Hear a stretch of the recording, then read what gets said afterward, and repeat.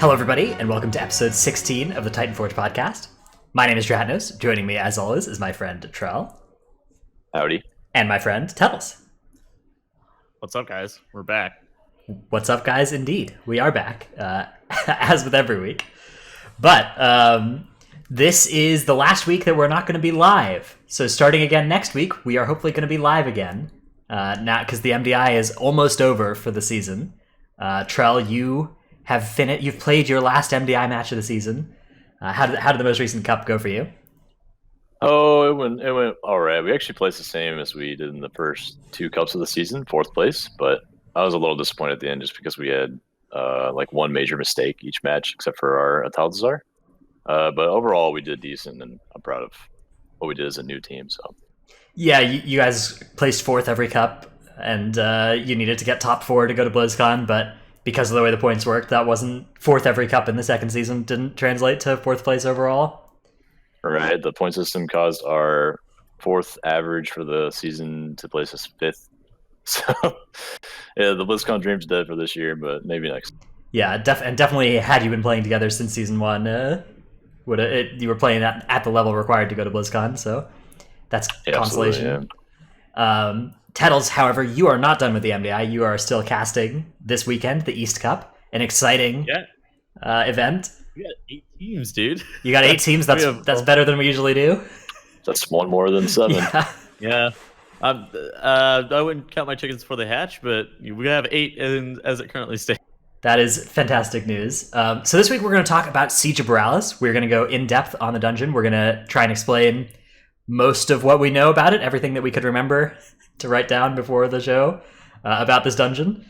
We're going to try and make it friendly to people on audio, so we'll have links to images and clips of what we discuss in the description of the show, so you can go look at those later. And for the most part, we'll try and explain with words everything that you're seeing on the screen as well. But of course, there may be some things that that will be better for the visual side. So definitely looking at those images after, if you can't look at them now, will be a good way to reinforce these things we're saying about this dungeon. But for the most part, I think most of the stuff we can explain with our words, being professional word makers. I'm sure I think it's a wordsmith. Yes, crafters of the finest words. I'm sure we'll miss some things too. There's so much info on every dungeon out there, and part of Mythic Plus is just learning a huge amount of info and what to do with it. So I'm sure we'll miss one little thing or. Yeah, we're hoping to infuse you with stuff. I don't know, like, I feel like if you're just new to keys and you're, like, pretty good at the game mechanically, and you just get into, like, a 15 group or whatever, there's just going to be, like, a bunch of things you don't know about the dungeon, and we're going to try and equip you with a lot of that knowledge, if not all of it, and especially most of the, like, useful knowledge that may not be common, or may be common enough that people use it but don't explain it every run, and that's the kind of thing that I think is really useful to hear about, so that you don't have to learn that the hard way and get kicked out of your pug groups. And as always, the metas always shift, new seasonal fixes. It kind of also changes week to week, kind of depending on what's going on. So yeah, and there's always a little bit of differentiation. There's kind of a meta for like boss strategies as well, right? Like, it goes in and out of favor of like doing a certain number of tentacles on the last platform of this dungeon, right? Or like doing a different number of phases on the second boss, or doing something different with the ads on the first boss. So those strategies kind of change just over time as people have a new idea of what's best, or sometimes they change because of what specs are good, and sometimes they should change based on what specs are in your group. Like the strategy in the second boss in this dungeon, when you had a subtlety rogue in your group, was very different than if you didn't, right? You would let intentionally 6 ads spawn so that you could shuriken combo down the boss. Yeah, I love the sub rogue. Yeah. Strats. Which delete that shit. That was a strategy that existed because of a class, and to some extent there are strategic changes you should make based on what classes are in your group. We'll highlight the most outliery of those when we can find them, but for the most part we'll kind of try and stay on the class agnostic side. Yeah, we're not going to hit on Demon Hunter fucking skips. We're just going to hit on Shroud. Yeah, although twitch.tv/Zevade, Zevade, if you want to watch a Demon Hunter who can jump over literally every building in every dungeon, that's a place to go, and you'll find just like these pathways.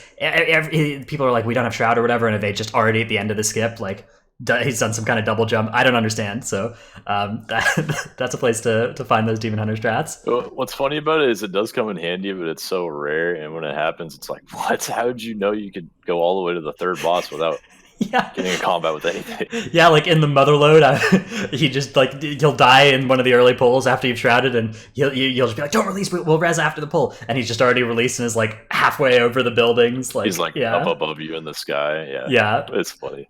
All right, cool. So let's just, I guess, quickly scale back to what we're talking about this week, and let's talk about the reason why we're doing Siege of Boralus this week, because this is not.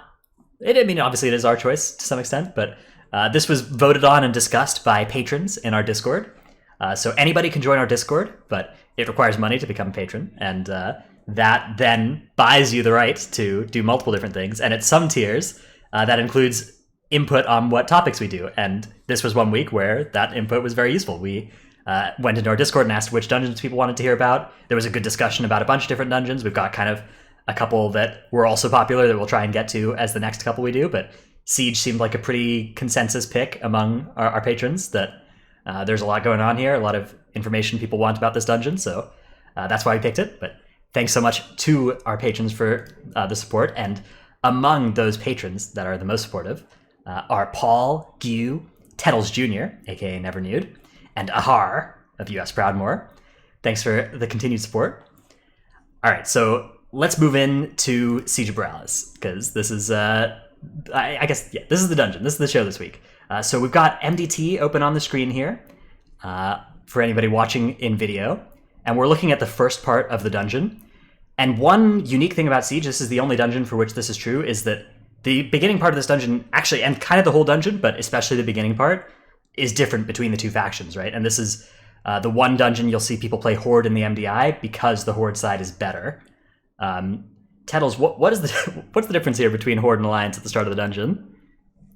All right, so from my understanding, I've never actually played the Alliance side, but I had to get a decent amount of information for the very beginning of this, because apparently Alliance has these mobs called these bombers, and apparently they're just like straight up just not pullable on higher levels. They will literally just like one-shot you. Beyond that, the first boss doesn't spawn more ads for the Horde, whereas it continuously spawns them for the Alliance. Like basically you just like CC the Vanguard and the Marksman for the Horde, and you just leave them crowd control the whole entire time as like a meta strategy. Whereas the Alliance, it like spawns just like a ton of them, which is obnoxious as hell. Horde also gets one extra count for each Footman Gutter combo, which is dumb, but it is also a thing. Yeah, so because the Alliance has to kill off these gutters, but on the Hordes, so the Alliance early pulls are just worse than the Horde ones. There are a lot of comparable mobs, but like the Scrimshaw gutters here give one count. For the Horde in the same spots, we have Scrimshaw gutters that are fighting Kultiran Footmen, and the gutters get automatically killed and give us that one count as long as we've tagged them. That is an important thing about these gutters, and something that there's this exclamation point for here, is the Footmen instantly kill the gutters whenever the Footmen come in combat with a player. They'll immediately kill the gutter they're fighting. So you need to make sure that you have tagged the gutter before that happens in order to actually get count for them. But if you do that, that's an easy way to get a lot of free count throughout this dungeon. And it doesn't just happen here. It happens later in the dungeon as well. There's all these spots where Footmen are fighting gutters, and you get count from those. So that's an advantage to being Horde.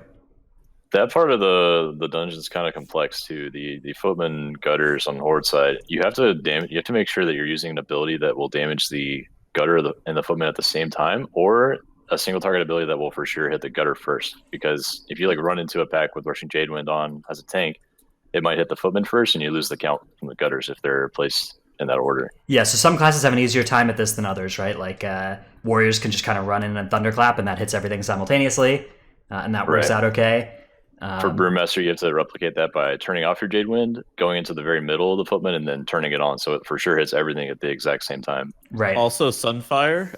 If you actually Sunfire off the Footman, and it will instantly kill the gutter, but it won't give you count. So I know there's a lot of Druid players in general. Yeah, that's true. And that's something that needs to be like more well known.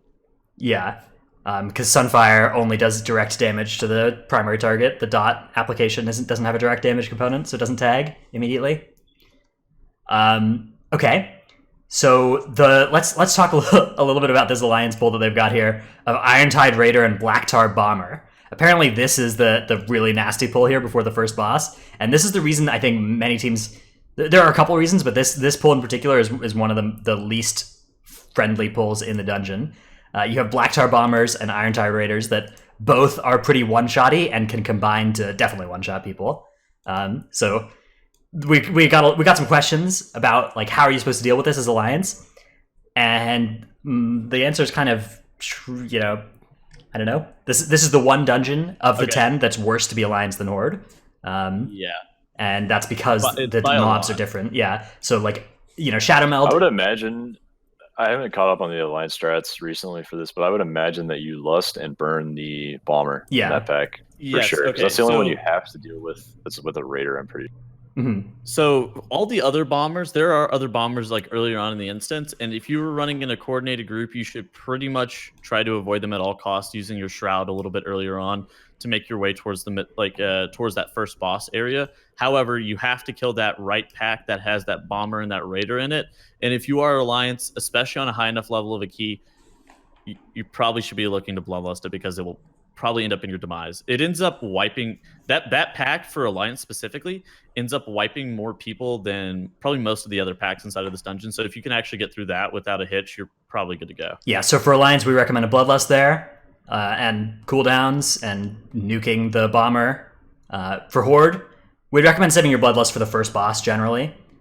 You can use it on trash. It's not the end of the world to use it on an early trash pull. You don't need it for the boss, but the boss is where we kind of find that it's the most effective, because you want to shorten that encounter. Bloodlust is generally a little bit more effective on, like, all other things being equal, you'd rather use it on single target than AoE generally. Most classes scale a little bit better on single target with haste than they do in AoE settings. So if there's not like a lethal big trash pull you can do, then using it on the first boss is often kind of the default. And I think that's the main reason that we see it usually used on boss from Horde side.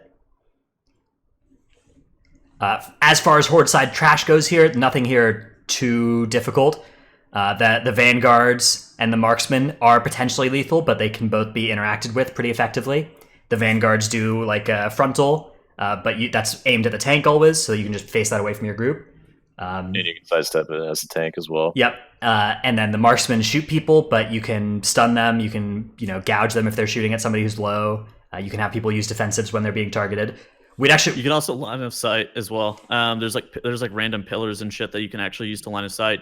I know the opposite side pack, like the side closest to the wall, a lot of people will end up tanking it toward the marksman towards that wall area, just so you can dip in and out of line of sight really easily. So those are always things that you can do as well if you're really worried about your healer not being able to keep you up, or if you're worried about your survival in that pack, because those marksmen can be pretty nasty. Yeah, and depending on the affixes as well, right? Like raging.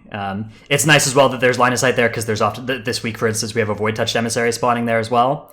So that makes an easy line spot for the Void. And then that's the first part of the dungeon for Horde. It's pretty straightforward. There are there are a couple mobs here that your strategy should change if you have like a mage in your group. And this is something that I see people sometimes. These wave tenders, all right, Kulturian wave tenders, they'll cast a watertight shell that is a damage reduction and then an explode at the end. And mages can actually spell steal this aura. So if you're playing with a mage in your group, it's generally good to let this cast go off so that they can spell steal it. I'd recommend adapting a strategy that actually does quite a lot of damage, so it's worth paying attention to and doing that. But other than that, there's not too much intricate going on here. You usually just kind of pull your way through. You pull most of these packs. It's possible to skip some of these packs early in the dungeon. You can shroud wherever there's an annoying emissary. You can shroud this pack of like marksman, wave tender, halberd, triple footman. That's something that groups sometimes are shrouding, and that works out fine. But you don't need to skip anything here. Yeah, it's good. Yeah, it's not mandatory by any stretch. Right. In fact, if you want to see any of those packs skipped, the meta and the most recent MDI was to skip every single pack except the ones by the boss. So you can just watch any match and people will show you how to do it. Yeah, although those are like double rogue and big coordinated speed bots and stuff that you may not have access to on live. Some of them are tricky to skip though. Like if you want to skip the double marksman pack, I think it's the third pack in the instance. You have to like jump over the little barrel on the right of them so you don't face pull anything. Yeah. In case there's a Titan Back. Yeah. Speaking of tides in the pack, these 2 packs before the first boss, on most weeks, there will be a tides in... So on one pattern, on 2 out of 3 weeks, basically, there will be a tides in one of these 2 pulls. And that can be pretty problematic, right? In one of these pulls, there's a caster. In the other pull, there's like this marksman. And even when there's not like anything important to stop, it means that you can't slow the footmen when they start to flee. And the footman fleeing can flee into the boss and pull the boss, and that happens pretty regularly. So the tides being there preventing you from slowing these mobs and stopping that from happening can be a pretty big problem. The good news is that, like many packs actually, in many dungeons, it's possible to pull without pulling the tides, without using a Ring of Peace as well. The Ring of Peace is very strong and lets you do this on many pulls, but here you can do it with just pulling the right mob. So here we have a picture of the first boss, the mobs near the first boss, and it's possible to avoid pulling this tides by pulling the farthest footman from it. So you just throw your axe at it, or you taunt it, or whatever, and the entire pack will run at you. And because of the way that tides aggro works, tides will only aggro when you directly aggro something that is near them. And often there is stuff far enough away from them that you can directly aggro those things. The rest of the pack will aggro by like friendship or whatever, and the tides will not aggro because of the people near them or friendship aggroing or whatever. Yes. I think that's what it's called. Look, you know... So, a lot of packs are like linked together. Where Exactly. If you pull any mob in the pack, the rest of the pack will come no matter what. Some packs aren't. Like there's lots of stuff in Freehold where you can just pick one mob right out of the pack and the others don't care. But the tides are never linked to any pack directly. They always pull social aggro, is what people call it most of the time. Or friendship aggro, you know. Friendship aggro, yeah. That's the new one. I'll just say that. If you always go for pulling the farthest mob from the tides, oftentimes it'll work. It just won't come. You have to be angled it the right way so that mob doesn't run through or near the tides in any way.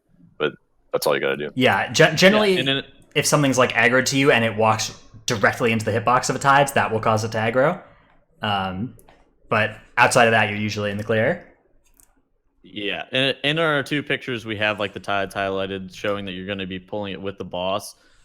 If you're not comfortable with pulling the pack separate from the tides, you should probably like spam an entangling root or use spammable CC to make sure that the tides is actually not inside of that pack at all. So, just because the Brackwater Blast from the Wave Shaper can be really fucking annoying, and it can actually kill people too. So you do need some kicks on some of these packs. Yeah, and when you're planning to kill the tides by itself, sometimes it's a bit of a failure case to do this, right? To just fight a tides by itself. But sometimes there's not a better option. I think that in Siege, generally, there is a better option, but sometimes you're going to decide that the best thing to do is just kill the pack and then kill the tides. I would encourage you, when you're thinking about doing that, to instead kill the tides and then kill the pack.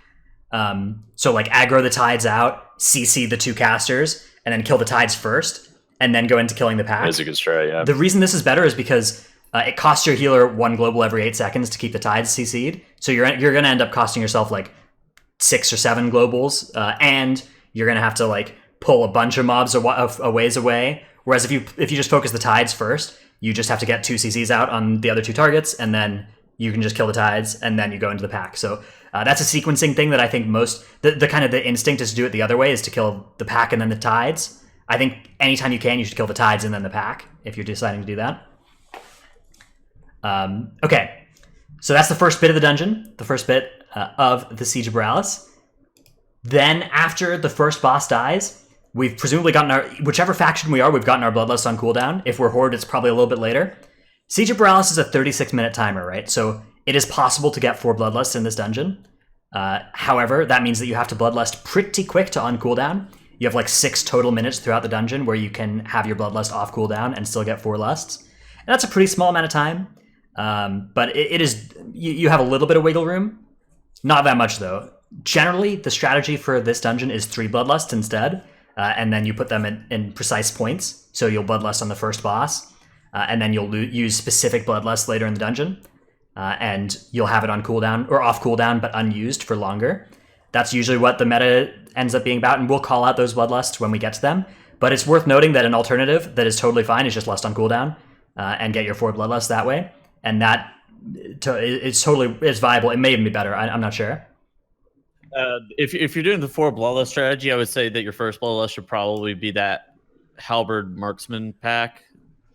Yeah. Just because that pack can actually be really annoying, and the Halberds actually have a pretty sizable amount of health. or maybe even the halberd marksman wave shaper pack before the wave tender pack before the first boss, like the bigger one that can skip. But again, the better for 4 less. You really gotta be quick about them on 4 less, because even if you play perfect, the last less is going to come up for the last platform of the final boss, and you really want to use less on the second platform or the first platform instead. Yeah, that's always a very true point. Yeah, but if you're Alliance, always use it on that Bomber Raider pack. It seems like true. We're not 100% sure. Obviously, we haven't tested this as Alliance ourselves, so we can't speak with super authority on what to do as Alliance, but that's what it looks like. From the clips I've seen of what that pack does, it seems like you just want to get that thing out of here as fast as possible. Delete that mob. Yeah, that mob needs a nerf. Yeah. It's all I gathered from watching it. I was like, what the hell is going on? Now, the first boss itself, CCing the trash is a good strategy. Nuking down the first 2 trash mobs that spawn and then CCing the rest of the trash for the rest of the fight is a good strategy for Horde side, because there will only be 2 mobs to keep CC'd after you kill the first 2. For Alliance, if you keep getting waves of trash, you probably got to kill them. I don't know what you're supposed to do there. I think the tank just needs to gather all the melee mobs that spawn and just keep them faced away from the group at all times. Like you just rotate in a circle around the room and just keep them facing outwards so that they don't have a chance of heavy slashing the party members in your group. Makes sense. The boss here gets kited around by, it'll target a ranged. If you don't have a range in your group, it'll target a random person. So I've run into this before. If you're playing with a Holy Paladin or a Mistweaver Monk Healer, this can happen, right? Where it'll just target a random person in your group because those 2 aren't coded as ranged.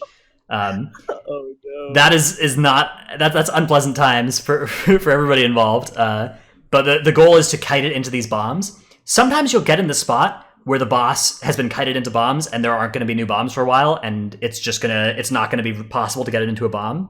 If it reaches the end of that charge, it'll start to hook the person in, right?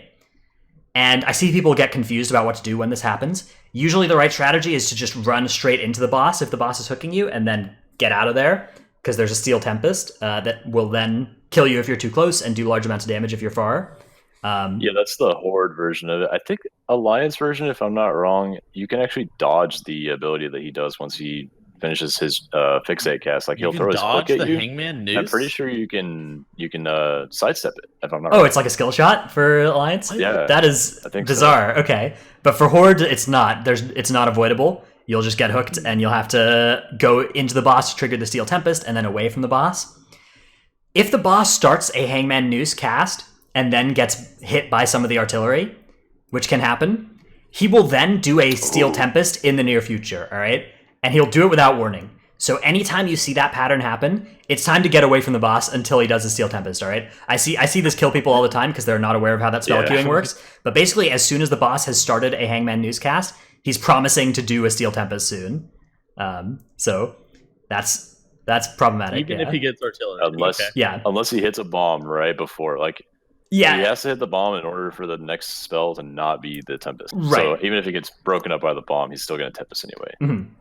Or broken up by the artillery. The artillery, right. Because not all the artillery spawns bonds, but all of it will interrupt the boss for a little bit. Okay. Right. So that's the first boss. After the first boss, for Horde side, we start to have like these trash pulls that... These are pretty skippable as well. There is one of these Irontide Raider mobs that the Alliance has to deal with before the first boss, and we just... skip that. If you can just walk around. This mob you should basically always skip. The Irontide Raider. Right. Yeah. You go around the side here. It feels so bad to say, like, Alliance have to fight so many of these mobs when we walk around it. Alliance has no choice but to... Well, I guess they can skip here as well, this Raider, but there's some powder shots that need to be focused down in these pulls. They do a lot of damage, but they have not very much health, so apply your damage aggressively to them. And we get to this spot here as well, where across the bridge, there are 3 gutters in combat with footmen that you can actually get count from if you tag them with a ranged ability. I also added a picture in if you want. Yes, I just added it a second ago. Let's take a look at this.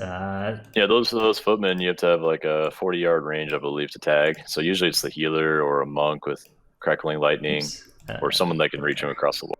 Okay, yeah. So here we have a picture of these gutters across the bridge here with Archdruid TTV Tettles attacking them with his Moonfire. So you just... The goal here is you just tag the gutter, and then you get in combat with the footman, and the footman kills the gutter, just like usual, and you get count for free, and then you don't have to deal with the footman. They just chill out over there. So little bit of free and easy count available as you're walking by here. 3 gutters, 3 count. That may end up allowing you to skip something else later. One thing to do in this dungeon is to basically keep track of how much count you're supposed to have after all the gutters are dead that are on your route, because you may miss some. Some of them you might not actually get the tag on. And it's important to know that, because then you'll know how many extra monkeys you need to pull later. All right, in general, like especially if you're actually killing gutters, if you're at like 100% even, I would recommend trying to pull like an extra mob. 100% even is not 100% even, especially with these gutters, where it's very easy for you to mess up and miss your count. Because if you miss count, then you spend so much time running back later on. Yeah, so it's really common for siege routes to be like 4 units over the total count it's needed, just in case something goes wrong. So it is really common. Mm-hmm. And we would definitely recommend doing that generally. And be aware of the number of gutters you can miss, and be aware of when you reach this last spot here before the second boss, the last gutter. It's a good idea to just have an idea of how much count you're supposed to have at this point. So you can know, like, okay, if we get all the gutters we have marked, we're supposed to have 162 here, but we'll be okay as long as we have at least 158. And then you can check how much you have when you get here, and you'll be like, okay, we have 157, we need to add an extra monkey. And that's a good little check to have, so that you don't end up getting in this bad spot where you're at 99% and you have to backtrack from the third boss to the monkey area, because that costs you a minute instead of 30 seconds. Okay, so after we get past this spot where Tettles moonfires the things across the street, we find our first Ashvane spotter of the dungeon. And Ashvane spotters are like, this is kind of the defining trash mob of Siege of Boralus, right? I'd say so, yeah. Yeah. I think I agree with that. That it's pretty iconic for this dungeon. This one in particular, the way that Ashvane spotters work is they'll like choose somebody in your group to start dropping circles under, and the circles will then drop artillery on those after a couple seconds. But that damages both friendlies and enemies. It's important to note that just like the gutters, you need to have tagged the mobs that die to these in order to get credit from them. Otherwise, you're not going to get enemy forces. So always make sure that you're not just killing things with circles, that you're at least hitting them with one ability. But here, this like spotter quadruple powder shot pull, usually what'll happen here is your tank will roll up in here, everybody else will stay back, and the tank will stop the shooting RP that happens. And then the tank will get the first circle on them because they're the only person in range. And then they will stand on these 4 powder shots and kill them all with that. Yeah, the spotter, your DPS shouldn't walk up at all. Like, they should literally stay back because the marksman will instantly kill them. It's pretty terrible. Not only that, but the spotter also has a 60-yard range. So if people are even close to the spotter, it'll try to pick them over the tank. The tank's like last priority on its target list. So everyone has to be completely away from it on that pull if you want to do it cleanly and without risk. And then they'll for sure get the spotter artillery. You drop 2 on that pack, and then you can either roll or charge or leap whatever movement speed you have to the next pack and drop 2 more circles on that, if you're feeling really spicy. Yeah, that's the fast way to do this. Alternatively, you can just have your whole group come with your tank, and then whoever gets the circles does it. But then you're going to have a lot of damage coming at your group from these powder shots for a couple seconds. And those can be pretty lethal if they all target the same person. So you'll need AoE stuns until they die. I think it's interesting because Siege of Boralus has like probably the highest discrepancy between like top end players and then people who are just doing like pug level keys because of the Ashvane spotter too. Because top level groups will fucking wheel that spotter around the whole entire dungeon. Just not that one specifically, but the other 2 that you end up getting. But yeah, it's definitely an interesting dungeon. And it's vital that you hit your spotter shots, right? Like if you're going to use the spotter and you're going to pull things, assuming you're going to kill it with the spotter, you need everybody to always be ready to get the circles on them and drop them immediately. Ideally, even the first circle, the one that spawns instantly, needs to be in position. So you should always be positioning like you're about to get the circles on you so that you can drop them. Because the difference between these powder shots living for 10 seconds and living for 2 seconds is a lot of damage. That's going to kill like 2 people in your group in a high key. So you need to drop the circles immediately on the powder shots and not just like have somebody who's slow to react and kill them with the 3rd circle instead of the 2nd or the 1st. It's a hard art to learn too. A lot of these packs are dangerous, and you have to be in position ready for your artillery just in case it targets you, as well as living through like the melee mechanics that are there, the funnels, the banana whirls from the other area, all kinds of stuff going on. Yeah, it's a fine art, but it must be done. And then again here, Alliance has a little bit of a drawback. where these Irontide Marauders are instead of our Gutter Footman packs that we got on Horde side, so you get less count. They get Marauders? Yeah. Yeah, they're also Marauders instead They're, of Gun. No, dude. yeah, Poor Alliance in this dungeon, man. Horde side we just get Horde side you can just roll up in here and clap and you get like 20 free count just from the Gutters all getting insta-killed. Yeah. Footmen aren't free. They do a hindering cut ability that's kind of obnoxious and can kill people at times, but it's not as bad as Marauders, and we're getting twice as much count, so this is another reason why Horde is often favored here, is because you can get a lot more count from this area too. That's true. Those Footman hindering cut abilities will one-shot a non-tank and high-level key, so you got to be careful with that at least. Mm-hmm. Now we get to this pull here. This is a shroud you can do. This is as we're approaching the second boss. Now we have this is the first time you'll see an Ashvane commander as you're jumping across this boat to the other side. It's possible to shroud this pack, and that's often a strategy that people will do because it's kind of an annoying pack. This is particularly bad on like Bullstring because it's large, medium, and small mobs all next to each other, and there's not really a good way to handle that with Bullstring. This is a pack where you don't have access to an Ashvane spotter, and soon you will get access to an Ashvane spotter for the rest of the dungeon if you want it. So often you'll see people shroud this. Also to note, there's a Warlock gate available from the boat that you can take too and not need shroud if you have a Warlock in your group, but that would require you to have a... You can actually... Yeah, you can skip this pack in a lot of ways. Like from that boat, you can ride a druid who has wild charge. You can take 2 people that way. Lots of classes can stealth pass, rogues and druids. Yeah, I think speed boost, slow fall might even work. Yeah, I think so. You can jump off the cannon and slow fall. I'm pretty sure you can't like land a leap over there or a hook. It's not no path available. I believe the goblin jump does work though. So Gob Squad. Yeah, you could definitely do That okay? Look, man. Goblin utility. But yes. Hey, non-goblin settles? Yeah. Nope. Nothing wrong with the short man. That would enable a Shadow Priest to do that skip. Yeah, and then the Shadow Priest can grip somebody else along. So, you're really cooking with gas. Yeah. Oh, you could jump off the boat and get gripped onto the bridge by the priest. That'd be sick. Yep, I've done that unintentionally during a shroud skip where I fell off and then the priest had to grip me up before. Yes.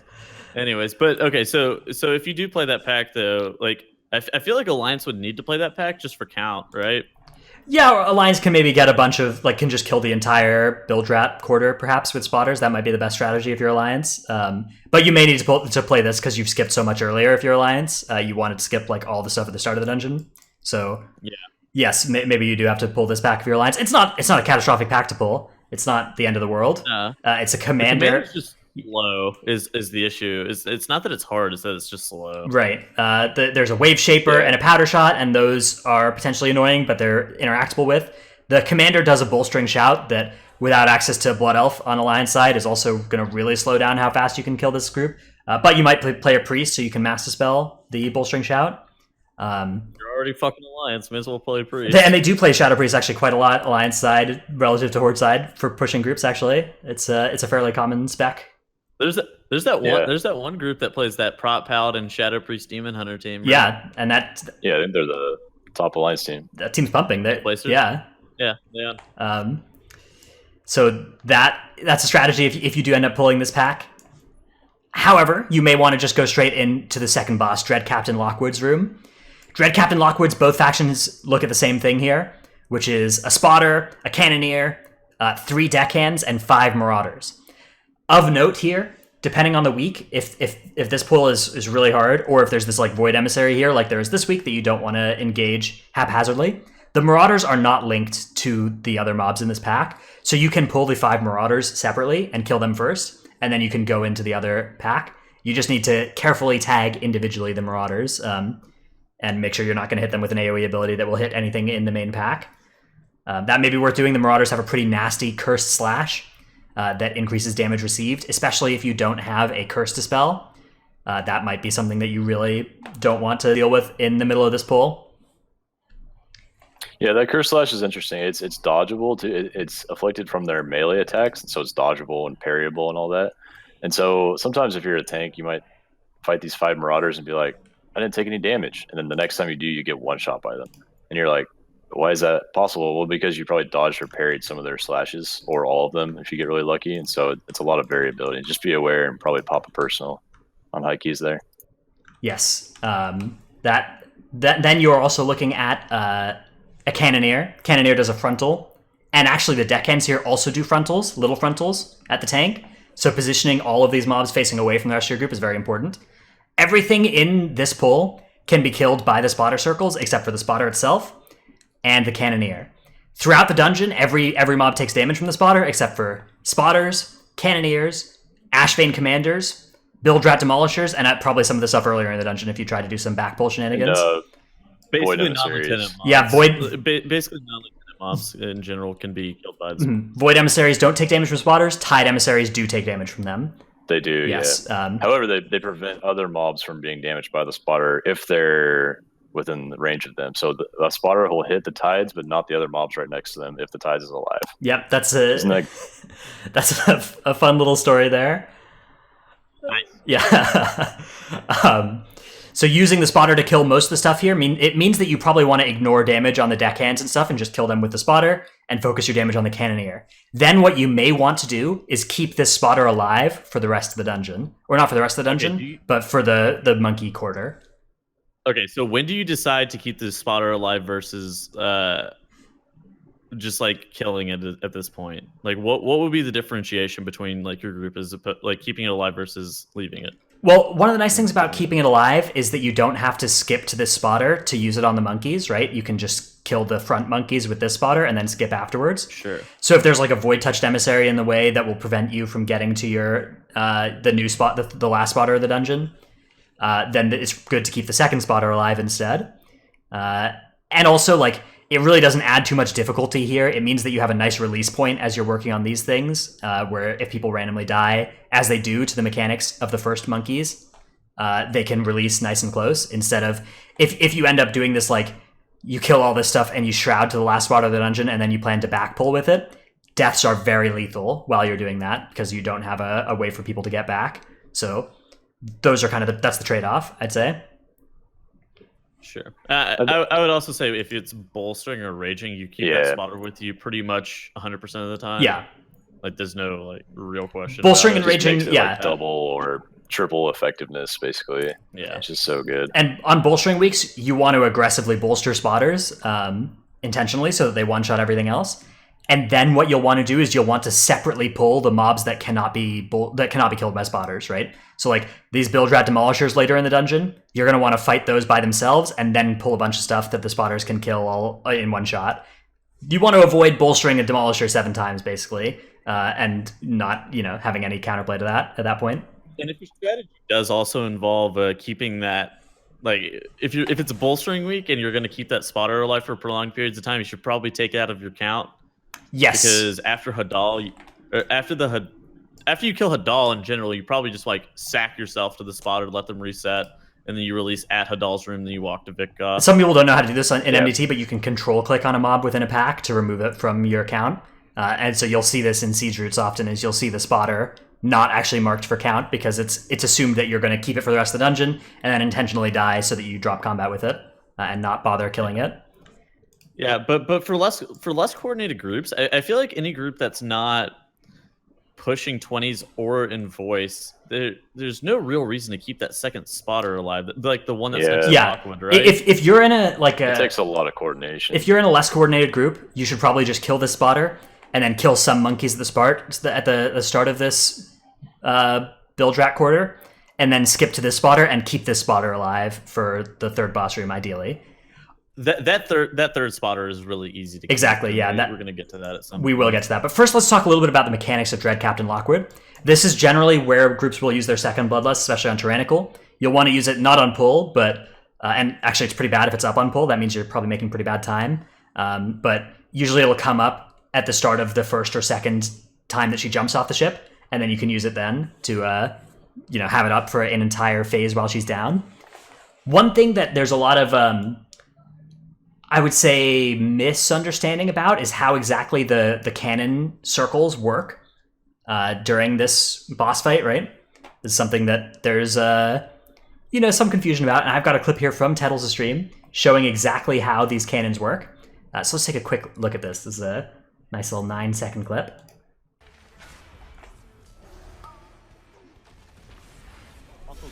Okay. No, it doesn't cast on trace. So you'll see there that there are 3 sectors, right? There are 3 sectors of places where the cannon swirlies come, but there are, so if you think about it like as the A, B, and C spawns of circles, sometimes, so it'll go like A, B, C spawn the circles, and then A, B, C shoot the cannons, right? It'll shoot in the same order, but sometimes B circles will be shot as part of the A barrage, right? And that can be really lethal, especially if it goes left, right, middle circles spawn, and then the left circles shoot, and it fires at some of those middle circles that just spawned. You might have just been standing there, and you might have like half a second reaction time. Basically, newly spawned circles can be immediately shot because the circles don't remember which side they were spawned by. They just get shot kind of pseudo randomly if they're near the side when that side fires.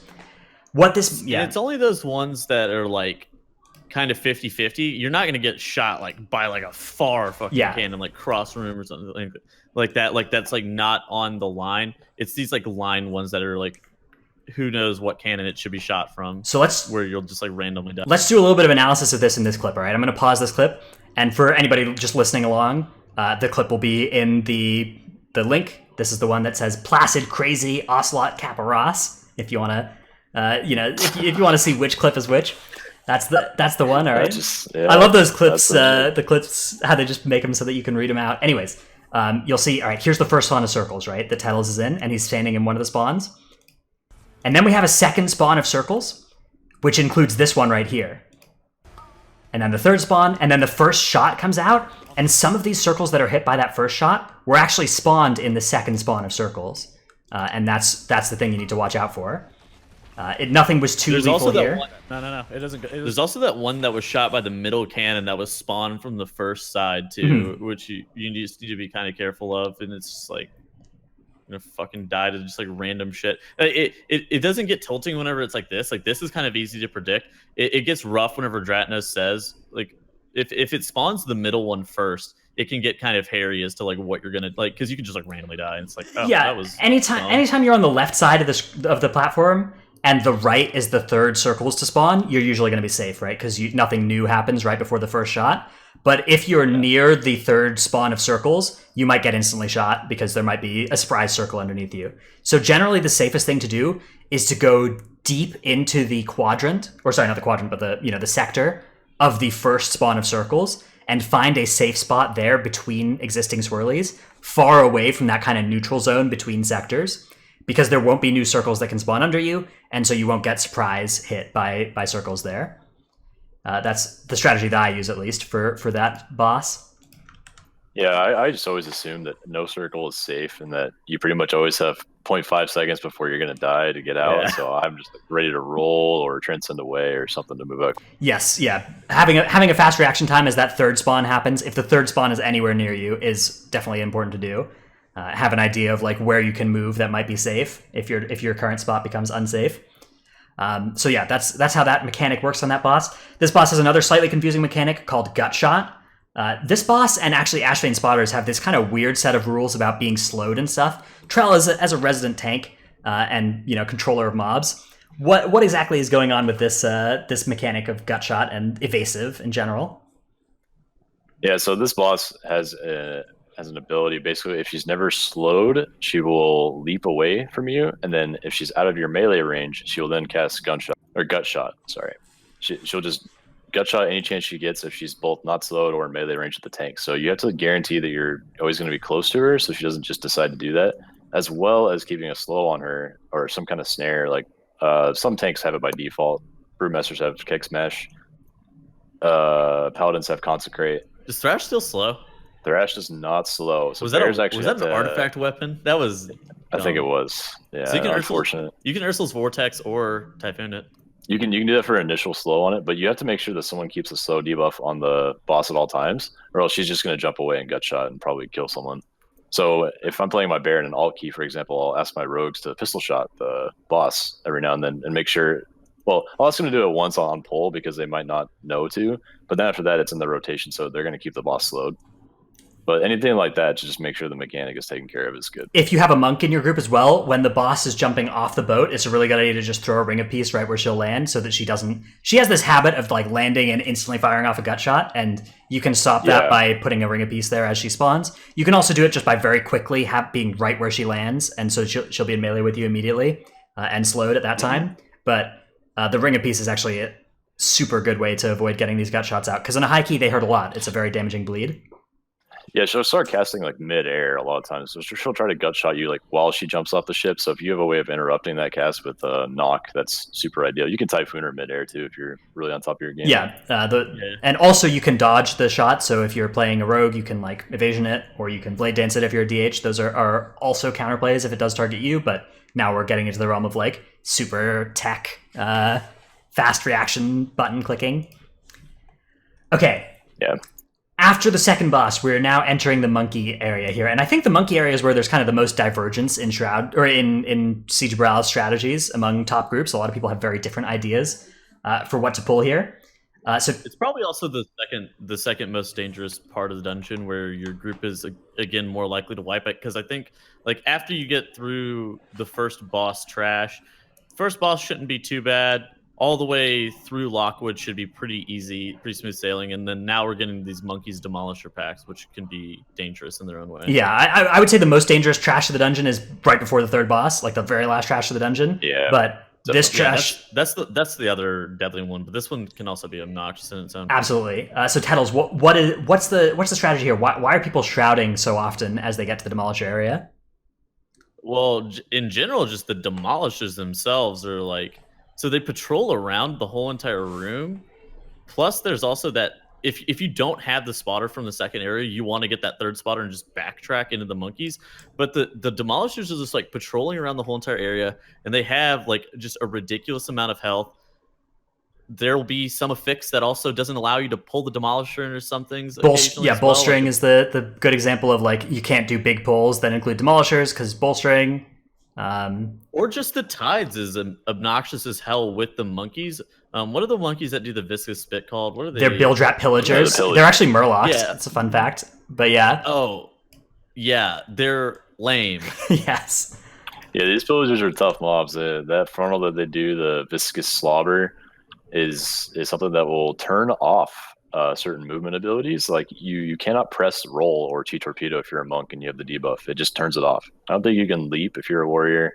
So really it hinders you. And then you also usually have a crusher in that, or a demolisher in that pool, and they're gonna do things for you to have to move out of their way, like the frontal or the fear. And having the viscous slobber on you really prevents you from being able to get out of that. So it's a tough combo.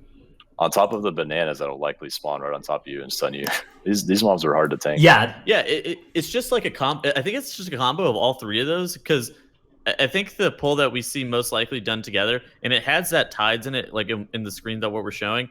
I think it's just like a Buccaneer. Is that the actual name of that? Yeah. It's something that just Okay, so it's a Buccaneer, and then it's the Pillager, and then it's the Demolisher. And that is by far the most commonly done mob pack that is done together. So you're getting those bananas thrown on you, which if you actually walk into them, they stun you for 2 seconds. Then you have the Demolisher, which is doing the AoE fear, which if you get hit by that, I think it just one-shots you. I don't think there's like any recourse for living through that. And then you have... I think so. As long as you're the tank, you're going to die if you got AoE feared. If you're a melee DPS, you're just going to get feared for a bit. And then it does a lot of damage. Oh, you're talking about the slam or the fear? The fear. Oh, okay.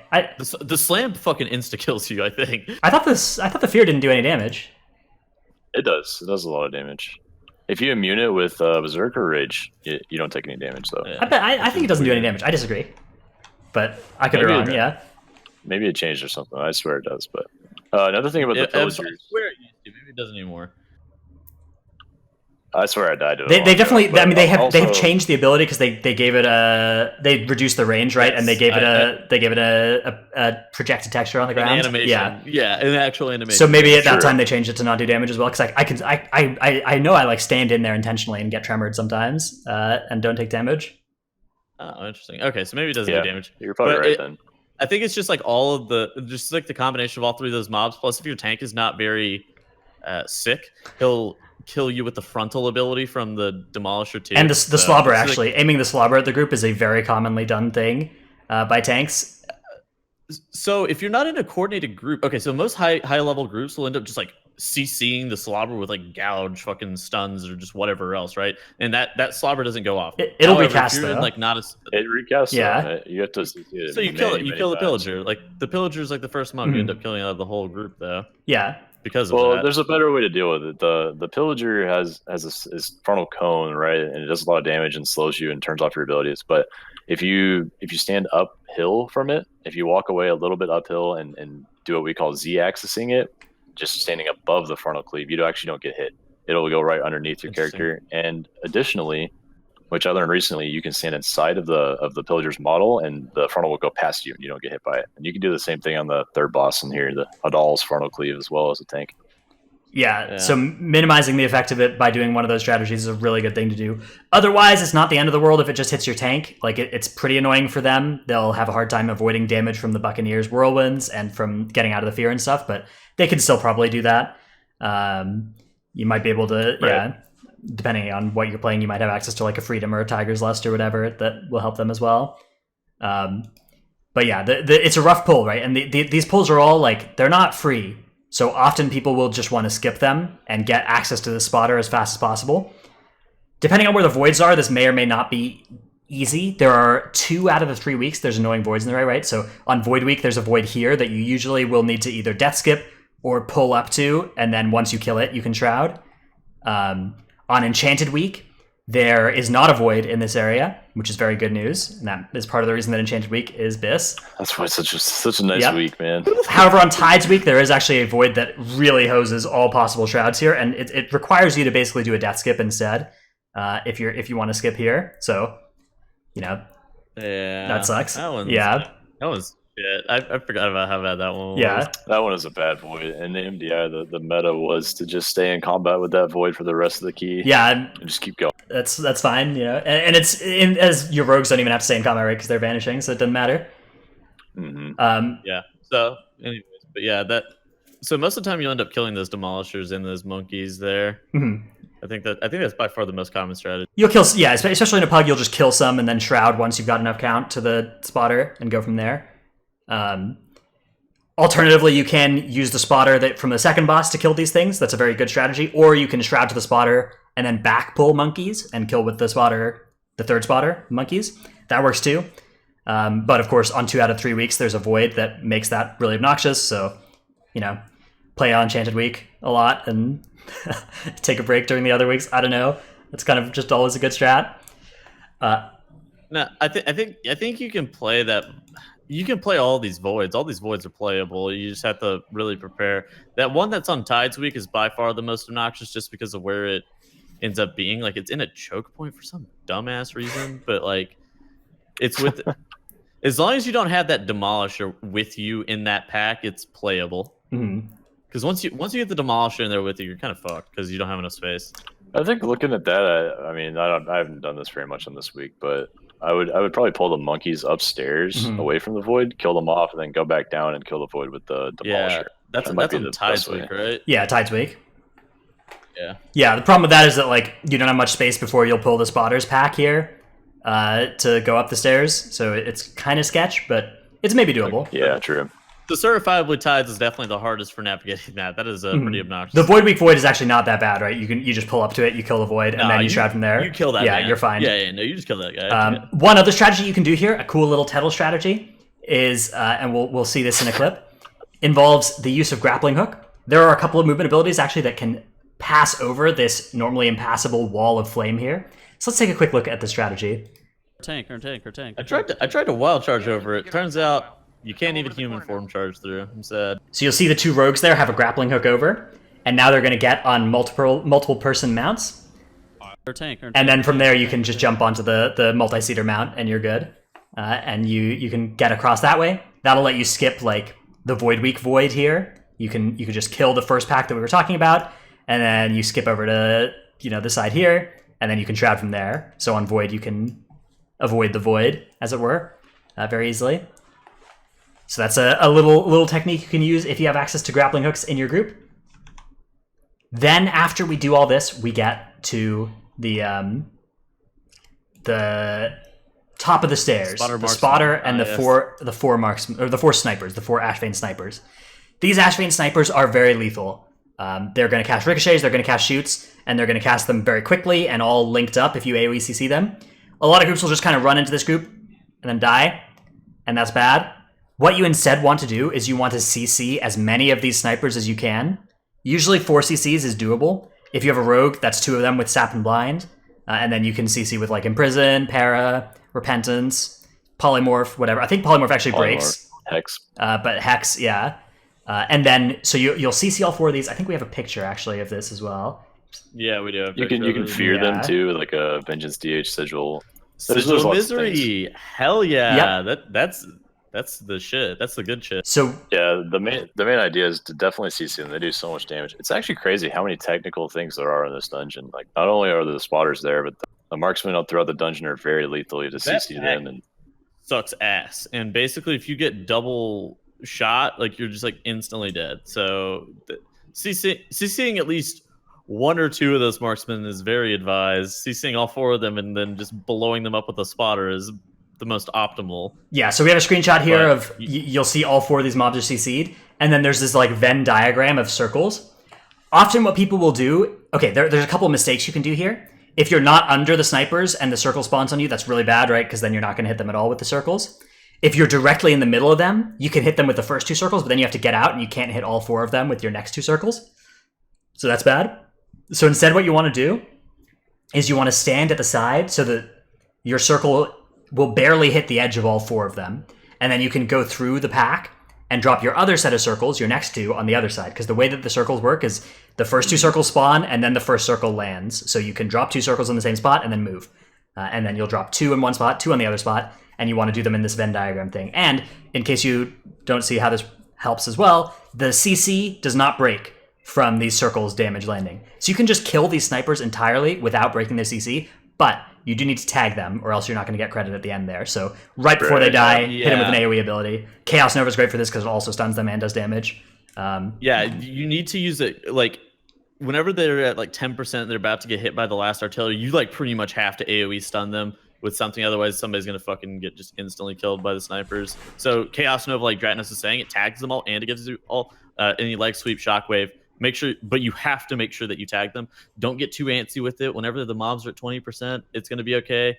Really, just like look at how much damage the spotter is doing with each artillery. Like for us in that screenshot, it's doing 15% per. Just kind of keep that in mind. That's like if they're sub 15%, you know you're gonna need to stun and tag them all right before the last artillery hits them. Mm-hmm. And then you're gonna secure the count from it, and you're gonna keep this spotter alive. If it's a raging week, you can enrage it first. You can get it below 30%.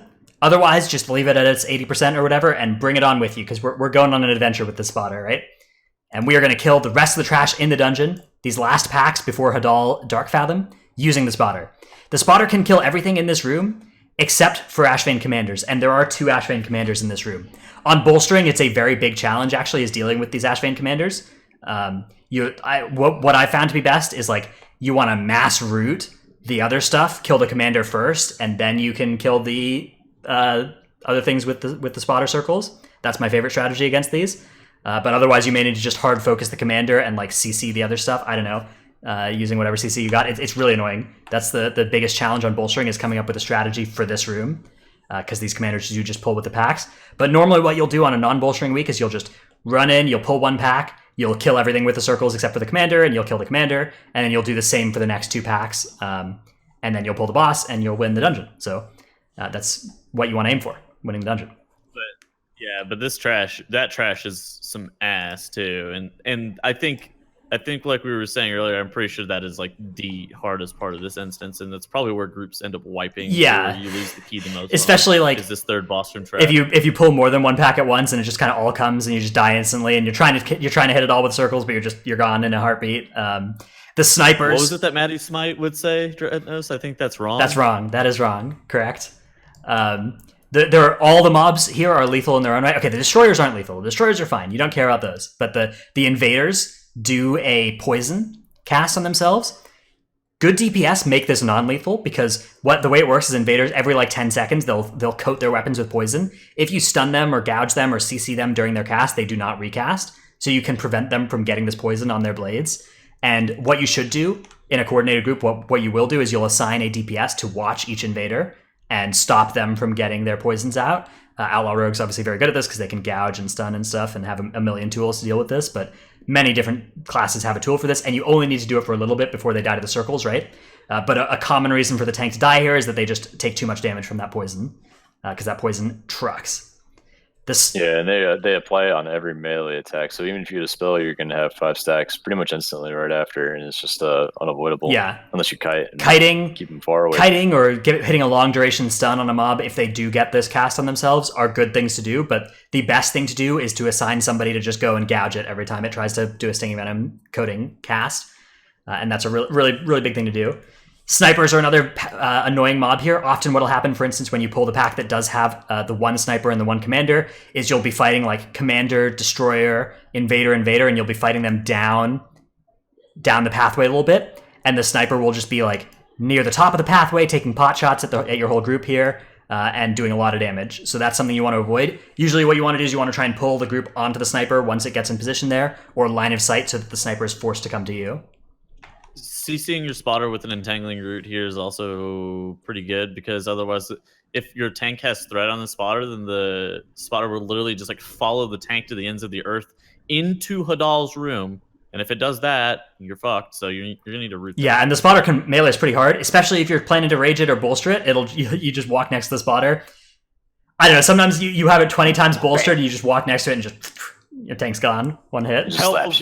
Help, my healers pulled healer threat. He walked too close to the spotter, got instantly killed. Mm-hmm. Yeah, that's pretty common. Because tanks don't touch it after a while, and it'll just switch aggro eventually. There are some problematic tide spawns in this room. On Enchanted Week, for instance, last week, we saw this pattern where there was a tides in the pack with the invader, sniper, commander, destroyer. This is another example of a pack where you can pull without pulling the tides if you target the farthest mob from the tides. So in this case, it is this farthest away invader that is not within proximity aggro range of the tides. So you just hit that thing with a taunt or throw your axe or crackling jade lightning or whatever the heck you got, and the rest of the pack will come running at you and the tides will stay there.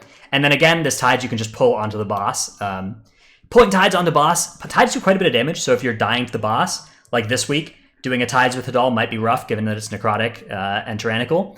But last week when it was fortified and not necrotic, you can probably get away with that pretty safely. So it was a pretty good thing. Tides, all things considered, are least impactful when fighting bosses as compared to fighting trash. So that's a good time to deal with them. Just cleave them down on the boss, and it gives your Outlaw Rogues wit stacks too. So you'll have to see that.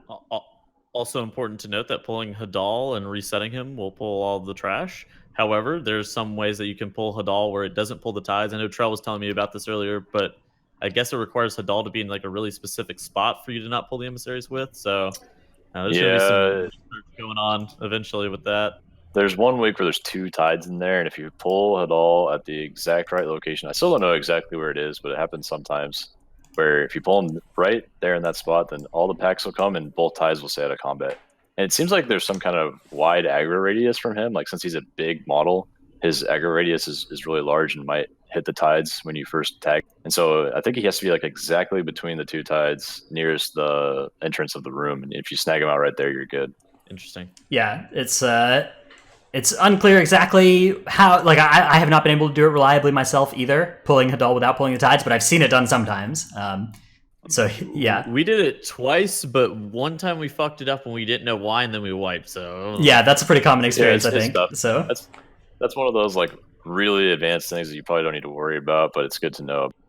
So do you think that there's ever a reason on any effects that raging or bolstering or anything where you would double up those packs at the top of the screen, or do you think that you always just take this room 1 pack at a time? I think this is a spot where you have to look at the timer and see how quickly do I need to pull this to beat the key. If you need to do that to win the key, then go for it. Like if you're short on time, then you need to pull the 2. Like you need to pull the commander, the small commander pull with the non-commander pull, and do it in 2 instead of 3 in this room. But otherwise, doing it in 3 pulls is way safer than doing it in 2. So if you have any reasonable amount of time on the clock, I would rather like push it with my strategy on the last boss and try and like hard commit to grippings sooner than do this room in 2 pulls as a rule. I don't know what Trell thinks though. Trell, do you like pulling a lot in this room?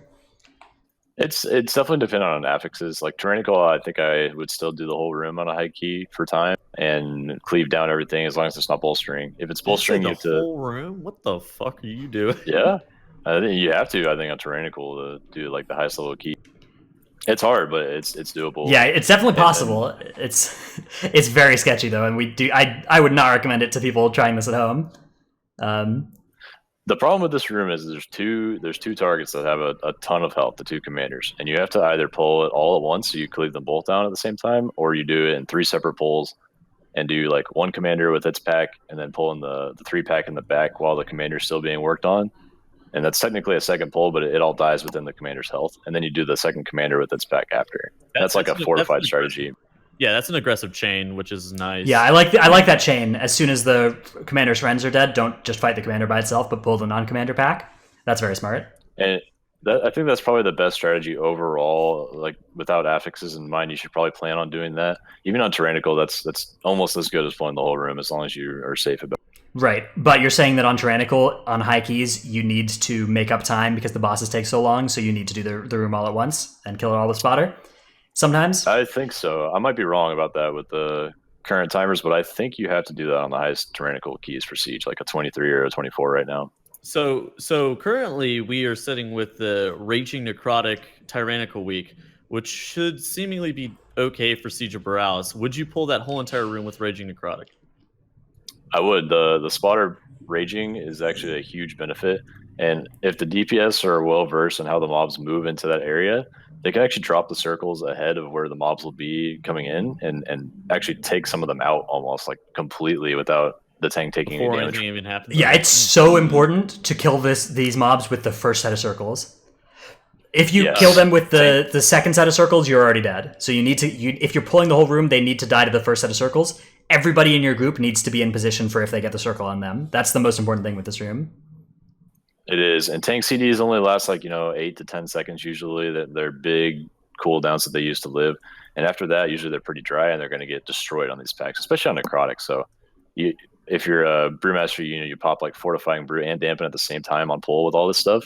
And then as soon as it runs out, you use everything you can to like keep the mobs there and run. And dampen. Oh my fucking god. Yeah. Dude, prop pallies actually have it really easy though. You just like Ardent Defender on pull. As soon as that pops, you just bubble, and then out of the bubble, you use the rest of your stuff. You got like 30 seconds. It's nice. It's Yeah, that is really prop good. pally's so good this week actually. You can immune the spotter stuff too. That's actually really strong. You can just stand right in the spotter. And you stuff, bubble make sure taunt everything dies. onto you in there as well, so that you don't have these like threat problems or anything. Yeah. Mhm.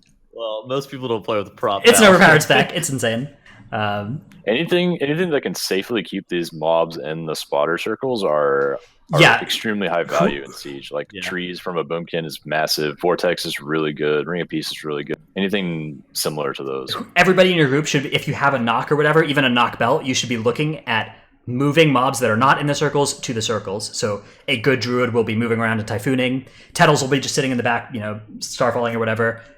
Sometimes you play Mass Entangle. True, yeah, true. That, as a druid, and that's good too. It really just kind of depends. What's going on. But if you do have Typhoon, if you have Thunderstorm, if you have Engineering Belt, you should be looking to get that sniper that's normally a problem into the pools, right? That's a really useful thing to be doing. Shining Force. Shining Force, cool. Yeah, that'll send. Okay, you cast Shining Force on this mob here, and it will just go on an adventure over to about here in the second boss room.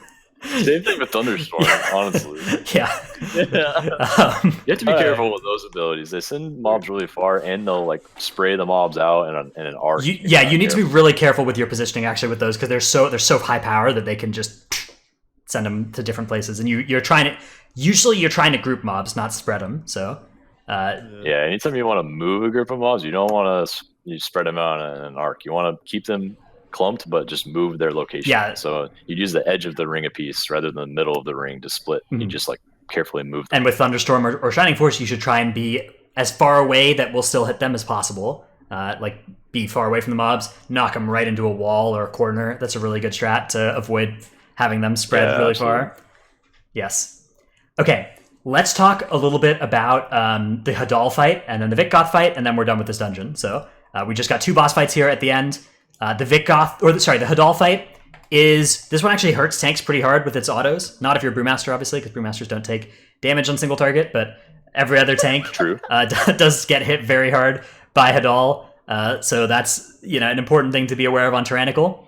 Hadal has a couple of like space denying things that can get you in trouble. You'll often have these spots where like one of the 4 sides of the room will be really bad for you if the waves spawn from there. And your goal is to minimize the chance of that happening, right? Your goal is to make it so that 0 of the 4 sides are actually lethal if they spawn there. So to do this, you want to try and point the crashing tides out of the room, like in the corners of the room. It's a good place to aim those instead of towards the middle of the room, and then you're going to cut off people's routes to safety from the waves. The swirlies that spawn from breakwater, it's a good idea for your melee to all be stacked up on each other so that you spawn multiple swirlies in the same spot and deny yourself less space. And it's a really important thing to not be playing too close to this fountain when you're in the phase before the wave spawn, because you don't want to spawn swirlies there. You don't want to pollute the ground there. I want to apologize to all the tanks that I've ever played with. I stand by the fountain because I'm toxic. Yeah, if you're one ranged player and you're doing it, it's fine, but it's bad when the whole group is doing it. Because that, denies all the space. One tough overlap as well is right after the first waves, the boss will then send a frontal at the tank, and that can be very space denying. If it's from the opposite side of the room, it can send it like a big line right through the middle of the room. So a good thing to try and do there if you're the tank is to actually stand as far away from the fountain as possible as those waves are rushing by, and then you'll make the angle shallow enough that there's space still near the fountain. Whereas if you stand right up next to the fountain, then the boss will cut right through the fountain, and that's bad with the crashing tide there. And then the other thing with that... Warn your group that the frontal's coming too. A lot of times they'll forget that he does that right after the big wave and be like, hey, just strafe a little bit here. The frontal's going to go right through the entire group like it always does. Mm-hmm. Yeah, true. And then the tank frontal also, as Trell was mentioning earlier, you can just stand in the hitbox of the boss and you'll dodge the tank frontal. So that's a useful thing to do if you're the tank. If you don't want it, like you can just keep sending it on the same position and just stand in the same spot and never move by just getting right into the boss's hitbox. So good strat there. It's also a sidesteppable frontal. A lot of things are frontals that fix it on the aggro target, but some of them are sidesteppable where you can move out of it after they start casting, and some of them aren't. Like the pillager in this instance is not sidesteppable. They'll keep facing you as you rotate and then fire at you.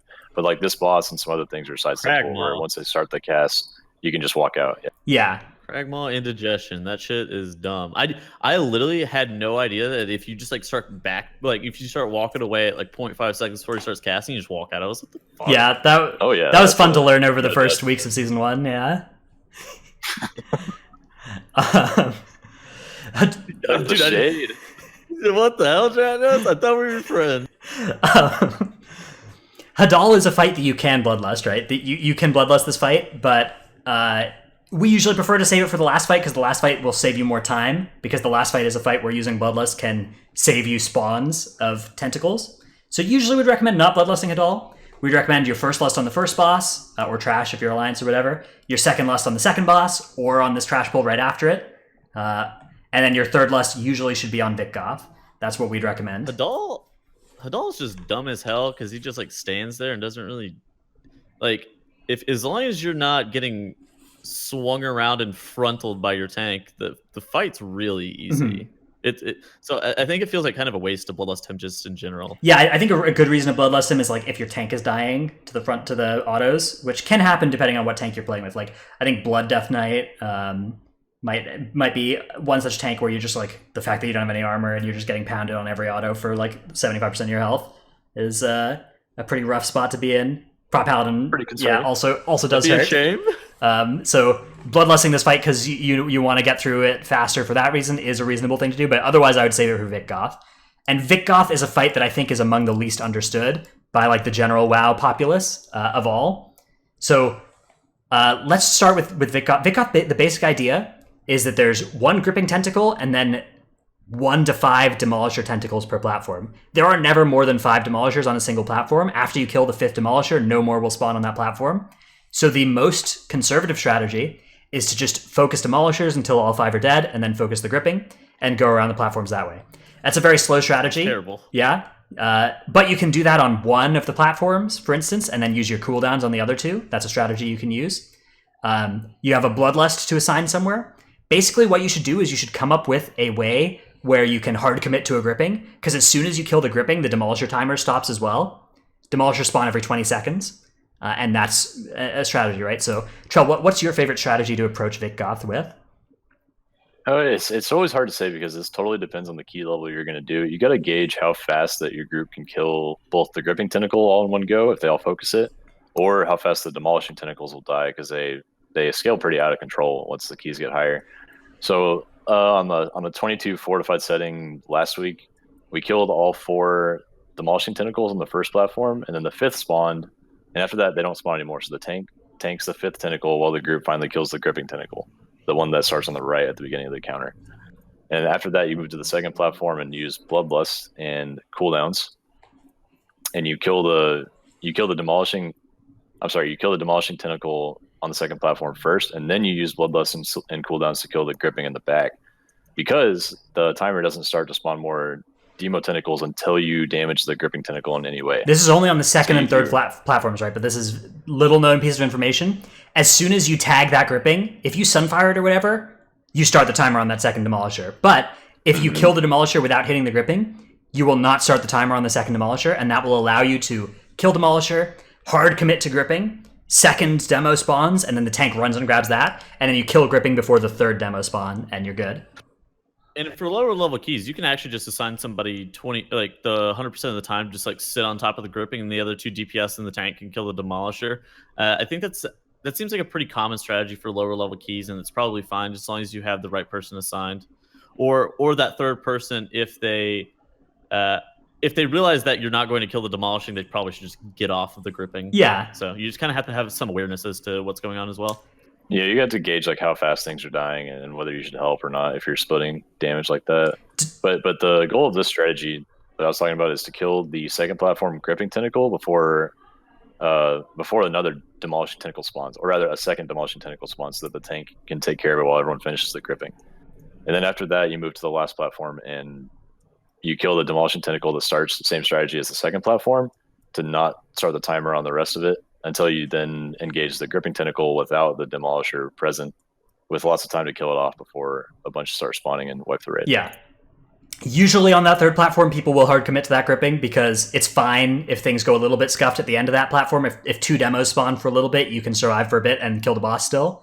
And there are some good spots where the tank can tank a demolisher and still hit the gripping, which is nice. And that on that third platform. So usually groups will do that. Sometimes groups will like save Lust, Combustion, second pots for that third platform and kill the gripping like twice as fast as they need to.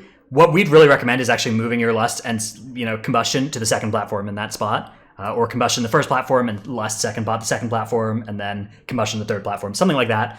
Don't use everything on the third platform. Try and actually push on the second or the first platform as well, and then you'll still have a lot on the third platform. Yeah, like something with Incarn, like I literally Incarn on pull, and then I just let Bloodlust ride me out second platform, and then I Incarn again third platform. Mm-hmm. And it depends on the groups the players you're playing with. Like if you're actually playing double Fire Mage or whatever, or like a single Fire Mage even, this is still a very easy boss because Combustion is so effective at nuking these grippings. So this is a really good dungeon for Fire Mage. Yeah, true. And for like Assassination Rogue or any bursty class that has like a 2-minute cooldown, you can very easily burst grippings, and that's a nice like burstiness is a good characteristic of damage on this fight. But yeah, doing that. Okay, let's talk a little bit about how the demolishers work, because obviously if they're not being tanked, they're going to hull cracker. But one thing that people don't know is that they actually they'll spawn, they'll AFK for a little bit, they'll melee anybody who's next to them, but they'll AFK for a little bit. Otherwise, they won't do a hull cracker. Then they'll do their first slam, and then after that first slam is when they will start casting Hull Cracker. So if you're the tank, you can stay on the gripping until that slam is done, and then you get over there and you get in melee with it before it would Hull Cracker. It's important. Sometimes people like panic, like DPS players will like panic taunt it immediately as soon as it spawns and like go over there, and that's not the right thing to do. You have like 10 seconds between them when they spawn and when they will do their first Hull Cracker, and you should use it if you're in that kind of tough spot. Like particularly, this is the tough spot. Like you hard commit to a gripping and you're a little bit short, and 2 demolishers are up at the same time. You want to just focus one, wait for the other one to do its first slam, and then you send somebody over to taunt it with parry or whatever for 10 seconds, and that's as long as you need, hopefully. Yeah, true. I agree with that. All right. I try to milk a lot of my tank damage. Like on the gripping tentacle, I'll stay on it as long as I possibly can, and then roll back to the Demolishing Tentacle right after it finishes its frontal, like Dragonus was. Yeah, the tentacles are stunnable as well, which is good. Like if the gripping is also stunnable, which is not, it doesn't help with much, but it's worth noting if you have an Outlaw Rogue in your group that they can apply their 10% damage taken increase to it with Prey on the Weak talent. So like Vanish cheap shotting that thing right when you're starting fighting it is a good thing for everybody's openers on it. 10% extra damage. You can cancel Hullcracker. You can cancel Hullcracker with stuns as well, yeah. With stuns as well, yeah. So canceling slams that are going to be problematic. Canceling Hullcracker is a good thing to do as well. The Dispel mechanic on this fight does hurt quite a bit. So that shit sucks. Yeah. Having like a strategy. Usually, what you want to do is like if it targets a rogue, they cloak if they have it, and you dispel the other person. If you have a priest in your group, Mass Dispel pretty big for this actually. Diffuse magic. Yep. You can diffuse magic it, but it doesn't like really do damage to Vikgoth, but it does do the dispel. If you have an AMS or something in your group, like a AMS spell warding, you can see when it's flying at you, and those cooldowns prevent the application, but they don't actually remove it. But you can see the spit flying at you, and you can AMS before it hits you, and then it won't apply to you. But you can't AMS after you get the dot and remove it that way. That doesn't help. It'll just prevent some damage on you. So if you're playing one of those specs that has access to something that prevents application but does not remove a debuff, then looking for those spits is a good thing to do. And you can see who they're going on, right? Usually what you can do is you can strafe a little bit and see if the spit strafes as well, and then you know it's targeting you. Yeah, and save your cooldowns as a tank to when you're going to get a debuff, just pop one of your CDs. You don't need it for anything else in the fight. The tentacles don't hit very hard, but definitely mitigate the healer's job by taking care of some of those dots on your Right, tank should be the last priority for dispels, and they should use their defensive cooldowns instead to cover the distance. All right, I think that's everything we had on Siege from ourselves. The lust timing question actually did come from our Discord, so thank you for asking us about that there. We do have some more Q&A here. That there were some Siege-based questions and answers that we just kind of added into the show. And then we have some kind of general Q&A that we thought was particularly good, so we wanted to get to at the end of our show here today. So the first one comes from Leno via Discord, who asks, health scaling multiplied by Tyrannical made the fourth boss into like an 8-minute fight on 21s and 22s, which is way too long in my opinion. What's the solution to make it shorter but just as engaging as it is right now? So this is talking, I think, about the Siege last boss as well. Trell, what do you think about this question here? I think this is a good question. I hate that this boss turns into such a long fight on Tyrannical, and it's caused by it being a phase kind of boss where there's like phases in between the important boss damage, which is the gripping tentacles. So each time a demolishing tentacle spawns, it has a ton of health on Tyrannical, and you need to take them out one at a time in order to beat the next spawn timer 20 seconds later. And this kind of fight has so many of those little mini phases that it just scales out of control. Like the higher the key goes, the harder it is to squeeze in damage in between phases. And so if they were to reduce like the amount of health that those tentacles gained from Tyrannical and key level at least a little bit, I think it would help the scaling issue. Maybe or rather than that, they could remove 2 total tentacles, like maybe make 3 the max per platform or something. Do you remember when they were bugged to only spawn like 2 per platform? We were just like, holy shit, thank God. Did this Yeah, we thought they fixed it. We thought they fixed the scaling issue. Yeah, that was actually that was an amazing week. Yeah. That was a swift bait, but yeah. But yes, I think tyrannical scaling on phased encounters is a big problem. You see this on other fights as well, like Kragmaw the Infested, Yasma. The second boss in Siege as well with the ad phase. Second boss in Siege, like last boss in Temple. There are these kind of bosses that just take like increasingly long per, like you increase their health by 10% and you increase the length of the fight by 30%. That kind of stuff. Merekth's cool because I like Merektha because Merekthha is bad on Tyrannical because you get the Strikers and the Ophidians at the very end, whereas on Fortified you don't deal with them at all. However, on Tyrannical you have them for like 25% of the encounter. You're just like, holy shit, please God, get me out of this fight. Yeah, that's true. I like where Tyrannical, like I'm fine with Tyrannical, meaning that like on 20s you have to deal with an extra phase that you don't normally have to deal with, like that's unique to a fight. Like I actually don't mind Merektha, like it's kind of a cool affix, right, to have this, okay, like snakes are going to spawn in a Merektha encounter at the end. But I don't like it in the Siege way where it's like, okay, you know, instead of having the DPS to push, you don't have the DPS to push, so you have to do all the destructors, and that's, I think that's lame, so, yeah. Yeah, it's just like the worst example of a phasing boss scaling out of control with Tyrannical and key level this. Yeah. All right, our next question comes from @KinFTW1, who asks, "Can you explain the skip after the second boss, please?" So yeah, this was the. I guess we got to this one during the episode. I should have mentioned it then, but yeah, that's where we have the weird outlaw skip with the grappling hook. That's where we have the shrouds as well. Just the monkey platform, the monkey skips. And again, the main reason is because monkeys are hard to fight, and getting access to a spotter really quickly is high value because spotters make the whole dungeon easier. Most of the If time you're you a end up demon hunter, backtracking too. Yeah. So there's a lot of random shit. if you're a demon hunter, you can somehow fly over that entire area. If you're a Yep. Evade can fly over everything. He's like Superman. All right, Weep on Discord asks, "I've observed that Essence of the Focusing Iris seems to be a lot of people's default for M+, but have recently heard streamers questioning its use. When is a good idea to use it? Is it class-specific? Affix-specific? It does depend a lot on your class. Like for some classes, it's just this. It's the best thing to run in M+.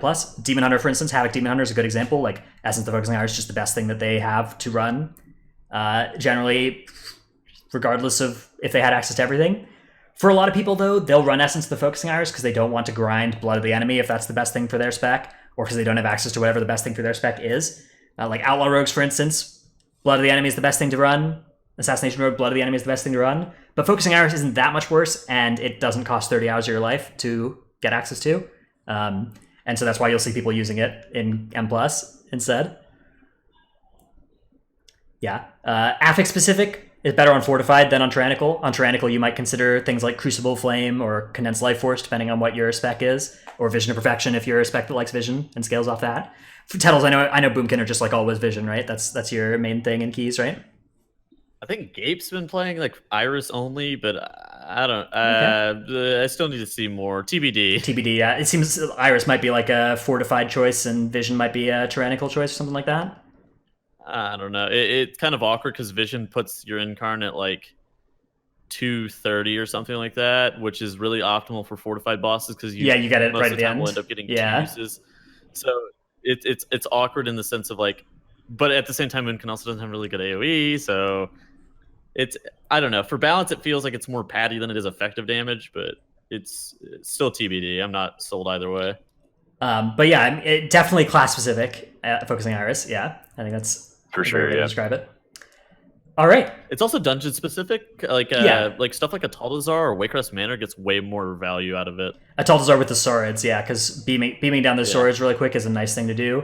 Anytime you're going to pull big and beam it, like Shrine of the Storm, right? The eel or the Lasher packs before Lord Stormsong, having beams or stuff in your group that do AoE damage instead of like Condensed Life Forces or Vision of Perfections is a good thing to have for those. True, yeah. Burst damage, nice for dangerous short pull. Mm-hmm. All right, that is all the questions that we have picked out for this week's show. We hope that you've learned something about Siege of Boralus. Again, we're continuing to kind of work on this format of dungeon shows. So we received a ton of great feedback last time when we did the Ataldazar one, and we hope we've made some improvements. But of course, it's still an iterative process. We're still learning how to best make this kind of content for you. So let us know what sorts of things, particularly like if you're an audio listener, what sorts of things didn't work for you. Hopefully, the links in the description do help a lot. If you like the video, or if there's something that you also want to see in the video, let us know those sorts of things as well, and we'll try and keep improving this this style of episode because we got a lot of good feedback about it. If you're interested in helping pick which dungeon we do next, probably in the next couple weeks sometime, the next month or so maybe, hop in our Discord, support us on Patreon, patreon.com/Titanforge, and the Discord link should be below in the description wherever you're watching this or wherever you're listening to this as well. Anyways, thanks so much for watching, everybody. We'll be back next week live. We gotta still nail down the exact specifics of like if we're gonna be on our regular time, but our theory is next week live. Check us out on Twitter @TitanforgeWow, where we'll announce it for sure. But that's all for us this week. Bye, everybody. Later, gamers. Till next time.